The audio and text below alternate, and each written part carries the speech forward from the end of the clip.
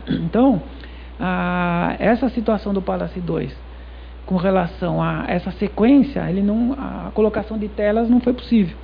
Então nós tivemos uma ocorrência de quebra de vidraças que era menor dos transtornos, né? O objetivo maior era realmente fazer isso o mais rápido possível para poder diminuir o sofrimento das famílias e resgatar os corpos, o que acabou ocorrendo, a maioria no mesmo dia, e me parece que um corpo remanescente no dia seguinte. O compromisso nosso na implosão era implodir o prédio, de tal forma que os prédios vizinhos não sofressem danos, né? Que o prédio caísse na vertical, inclusive que não ocorresse queda de material sobre o entulho do colapso, porque aumentaria a pilha de entulho, diminuindo o tempo de resgate dos corpos. Então a gente tinha essa preocupação também, por isso esse aspecto da verticalidade na queda, né? Tá? Nós estamos vivendo aqui no Rio de Janeiro uma situação... Nós estamos vivendo aqui no Rio de Janeiro uma situação de construção do túnel que vai de São Conrado até o Jardim Oceânico, na Barra, né? E todo dia tem fogo lá. Eu gostaria que você tentasse dar para a gente uma comparação entre a carga de fogo que o Jumbo faz no caminhamento do túnel com o trabalho que você executa. No caso do túnel, as condições são mais críticas, mais severas, tá? Porque na implosão, em que pese a imagem de que sob esse aspecto o nível de dificuldade é maior, na verdade as condições não são mais favoráveis, tá? Num túnel você não tem face livre. Então nós temos em condição, com relação à carga máxima e confinamento, nós temos numa extremidade o túnel e na outra extremidade a implosão e no meio pedreiras e minerações no processo de exploração de lavra a céu aberto, que são aqueles degraus, né? Então na extremidade o túnel não tem face livre, você tem que gerar essa face livre de maneira artificial, que é o chamado pilão. Ou seja, você faz, imaginando que você tem a face de um túnel aqui, né? Ou aqui. Isso aqui seria a face de um túnel com uma seção retangular. Então, num determinado ponto, isso passível de um dimensionamento, você cria artificialmente um vazio através desse procedimento de execução de um pilão, que é a concentração de furos a uma pequena distância.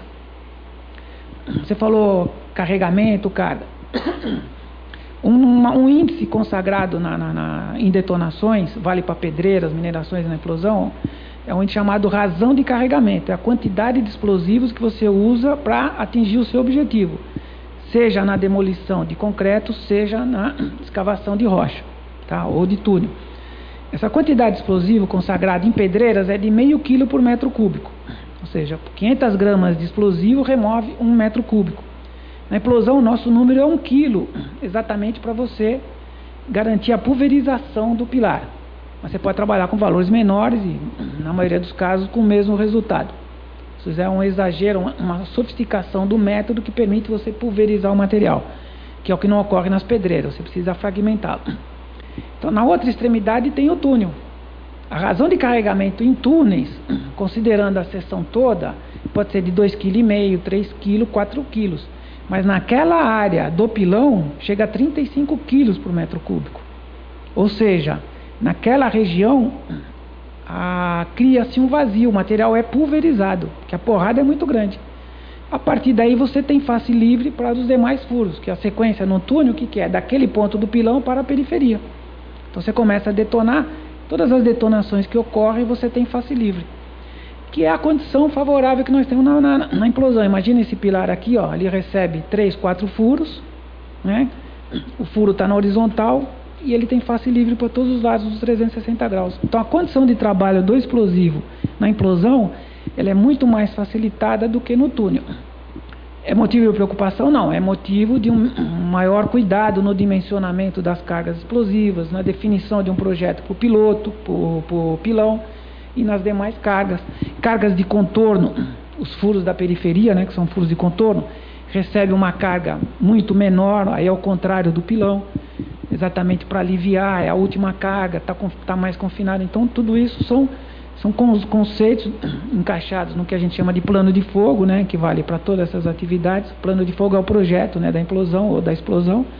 Isso é no caso do túnel, passa por um rigor muito maior e, lógico, cercado pelos mesmos cuidados. Na abertura de um túnel tem vistoria de perpétuo, com os imóveis, registrado em cartório, controle sismográfico por entidades reconhecidas pelo meio técnico, limite de valores de vibração, de tal forma que fiquem abaixo do que determinam as normas, para determinado tipo de estrutura, se é um prédio comercial em bom estado, se é uma casa, se é tombado pelo patrimônio histórico, a norma ela é mais restritiva, entendeu? Então tudo isso é contemplado, mas no caso do túnel tem essa particularidade, que é a condição mais crítica com relação ao grau de confinamento, tá bom? O que mais? Doutor Manel, vou fazer uma pergunta. Doutor Manel sou eu, né? Doutor Manel, é o senhor. A gente viu aí várias implosões, até faltaram outras, porque o tempo passa tão depressa quando o assunto é interessante. Mas no fundo fica aí um bolo de entulho aí. E o que acontece com isso, doutor Manel? Esse entulho aí, isso aí é o futuro da construção civil também? Isso é uma coisa importante para a gente levantar também, né? Vou citar um exemplo. Em São Paulo, nós fizemos uma grande demolição, isso em 1988, estamos falando aí de 25 anos, envolveu a remoção de 5.000 caminhões de 15 metros cúbicos. Isso tudo foi para aterro sanitário. Nós convivemos até bem pouco tempo com essa situação nesses botaforas aqui e lá em São Paulo. Hoje em dia essa figura não é mais admitida, né? Nós temos a cada vez mais o rigor da legislação, que vai de encontro ao interesse financeiro, econômico do empreendimento, tá? Então tudo que está sendo feito hoje é exatamente aquilo que se espera de um projeto de engenharia, né? Alguma coisa que está sendo concebida dentro de um conceito de modernidade e que possa reverter em benefícios, dividendos financeiros para o empreendimento, tá?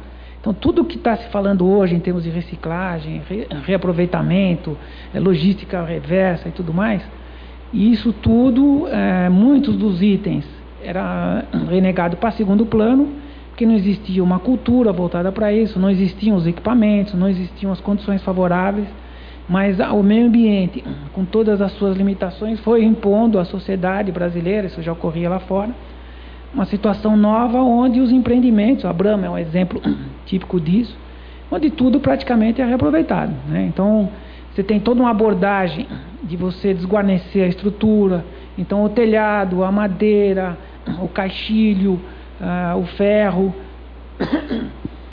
todos os itens de uma construção, o da Berrini foi contemplado com isso também, tudo foi reaproveitado, tá? E antigamente você tinha uma parte desse material somente e o resto ia para os botas fora, com custo adicional e um prejuízo ambiental muito grande. Então, na prática, a lei de Lavoisier aí, ela é muito enfática com relação àquela realidade que nós convivemos hoje, né? Tudo se transforma ou, mais ainda, se reaproveita, né? Hoje existem certificações mais ou menos rigorosas, né? Que buscam melhorar a qualidade do empreendimento do ponto de vista ambiental.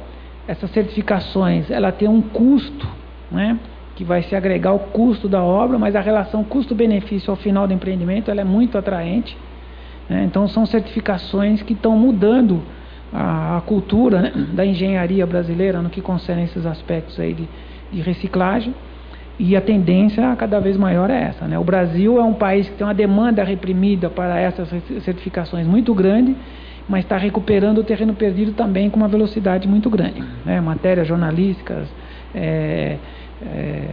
voltadas a transformações urbanas, reaproveitamento de material, vocês estão acompanhando isso no dia a dia. A tendência realmente, respondendo a uma FEI, é que isso se torne, do ponto de vista de legislação, do ponto de vista ambiental, uma regra agradável de ser cumprida, né? São leis que trazem benefícios para os empreendedores.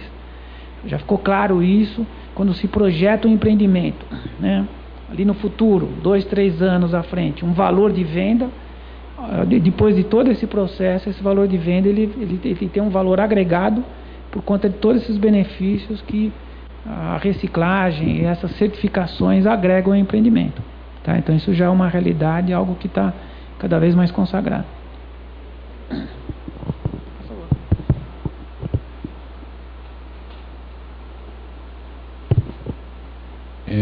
Ricardo, da DSO aqui do Clube de Engenharia, parabenizando a palestra do Dr. Manuel. Eu gostaria de fazer 3 perguntas. Uma é uma curiosidade. O que acontece com as fundações? Elas poderiam ser reaproveitadas para futuros projetos nos terrenos que ficam livres? A segunda é com relação também ao Palace 2. Ficou evidenciado que o erro de projeto foi de um pilar que estava superdimensionado, quase não havia concreto para suportar compressão. Esse projeto se repetiu, esse erro se repetiu no Palace 2, porque aí seria difícil até uma remediação no caso, né? E a última pergunta é em relação a limites de altura para uso dessa tecnologia. Começando de trás para frente, o céu é o limite, né? O prédio mais alto implodido foi o do Mendes Caldeira, se não me engano eram 33 andares, né? É o mais alto já implodido no Brasil. E qualquer outra altura acima disso, não é a altura que vai ser impeditivo, né? O que vai impedir vai ser as condições de contorno. Se for uma área erma, você detona, pode tombar, jogar para o lado que você quiser. E se você tiver esse prédio cercado por outras edificações, você vai ter que levar em conta o direcionamento das cargas explosivas, né? Esse retardamento, se você tem condições de tombar ou não para o lado, e não podendo, se o entulho gerado pela implosão vai poder ser recebido por aquela área de projeção do prédio. Eventualmente até escavando, nós já fizemos isso algumas vezes, o Mendes Caldeira, um prédio em Santos, nós fizemos toda uma escavação para que realmente essa escavação pudesse receber o entulho gerado. Nesse de Santos que eu mencionei, tinha uma mansão com vitrais da Holanda, tudo que podia ter de importado lá, que pudesse criar preocupação com a implosão, existia. E nós tivemos que escavar para poder esse material ser recebido e não se espalhar atingindo a estrutura vizinha. Então a altura não é impedimento, desde que as condições do contorno viabilizem a execução da implosão. Com relação às fundações, via de regra nós não detonamos as fundações, porque a fundação ela vai representar aquela preocupação do confinamento, tá? Mas elas podem ser reaproveitadas. Naturalmente, quando se faz um furo no nível do terreno, na preservação de uma estrutura dessa, você vai colocar a posição do furo num ponto mais acima, ela pode ser reaproveitada. Hoje em dia é difícil conviver com uma situação dessa, né? Um metro quadrado muito valorizado, aquele prédio da Berrini, o prédio era novo. Um ano antes a gente tinha feito um outro prédio na Berrini, também novo. Ou seja, a valorização, né, a especulação imobiliária tem justificado, inclusive, que se faça a implosão de prédios e que normalmente não haveria essa demanda, né? Mas é exatamente a valorização do metro quadrado que permite isso. No caso do Palace 2, o erro de projeto desse pilar se repetiu no Palace 1 também. Assim como tudo que de errado houve no Palace 2, ocorreu no Palace 1. Então o Palace 1 tinha toda a vocação também para correr, se não uma tragédia, mas uma intervenção, seja de uma implosão ou de uma recuperação. As condições lá permitiram que fosse uma recuperação, né? E mesmo após a implosão, quer dizer, a implosão não gerou condições de risco para o Palace 1 que descaracterizasse isso, tanto é que ele foi restaurado, né? Ele foi recuperado. Na época, o que chamou a atenção foi o engenheiro Vitor da prefeitura, a convicção que ele tinha, analisando o projeto, detectando esse pilar aí, com esse problema, a convicção que ele tinha que o prédio ia cair a qualquer momento. Tanto é que as condições emocionais dele eram compatíveis com essa certeza, ou seja, ele estava apavorado, tá? Esse pavor dele é que nos aumentou a nossa preocupação, eliminou a nossa convicção, que nunca é convicção, né? Porque o prédio já não está mais nas suas condições originais. Mas na época, confabulando com o Zé Neves, o Valdino, os encarregados mais experientes, a convicção era de que o prédio não estava em risco iminente. Isso aí foi no dia 22 de fevereiro de 1998. No dia 7 de janeiro do mesmo ano, um mês e pouco antes, nós implodimos um prédio em Salvador, um grande hotel que ficou abandonado dezenas de anos, onde o térreo ficou exposto à maresia, lá na praia de Estela Maris. E os pilares foram corroídos, então aquela camada de recobrimento do concreto e a ferragem foi corroída. A Defesa Civil condenou o prédio, determinou que fosse implosão, que nem fosse demolição convencional, e esses mesmos encarregados ficaram também com a convicção de que não tinha perigo. Eu, particularmente, administrei a operação sempre preocupado com a figura do risco, porque saltava aos olhos a condição que os pilares tinham. E valeu a experiência deles. E no caso do Palace 2, toda essa experiência deles, ela estava errada. O engenheiro Vitor, com muita competência, ele tinha essa convicção, detectou o erro. Essa convicção dele é que nos levou a pedir que o prédio fosse escorado. A Mills e a ROR se comprometeram a colocar o escoramento à disposição na rua, nunca lá dentro, ou seja, eles não tinham coragem de expor os funcionários a esse risco, e nós então usamos o relacionamento com a Flumitrens e colocamos dormentes, e o prédio foi escorado nos 2 andares do estacionamento com dormentes. Então, quando o prédio, naquela noite, na madrugada de quinta para sexta, aqueles pilares eles explodiram, significava que o colapso do prédio poderia ter ocorrido na quinta-feira, quando nós estávamos perfurando. Nós trabalhamos 5 horas na quinta-feira, do meio-dia às 5 horas, apareceu uma trinca no andar de baixo, nós paralisamos o serviço com precaução, que poderia ser a trepidação da perfuratriz. Naquela noite explodiram os pilares, aí nós decidimos que não faríamos mais nada. E nesse dia, na sexta-feira, quando eu tomei conhecimento do que tinha acontecido, eu procurei um cantinho lá e comecei a chorar, porque me dei conta do risco que a gente tinha corrido antes. Então a situação realmente era muito dramática, e aproveitando, fazendo esse resgate, né? Sempre que eu posso eu faço isso, porque foi muito marcante. Quando houve a tragédia lá do World Trade Center em 2001, aqui no mesmo clube de engenharia, não sei se era essa sala, porque parece que pelo menos está reformada, né? Mas não sei se era esse andar mesmo. Mas eu vim dar uma palestra porque todo mundo associou a tragédia do World Trade Center com implosão, né? E o professor Vitor estava na plateia.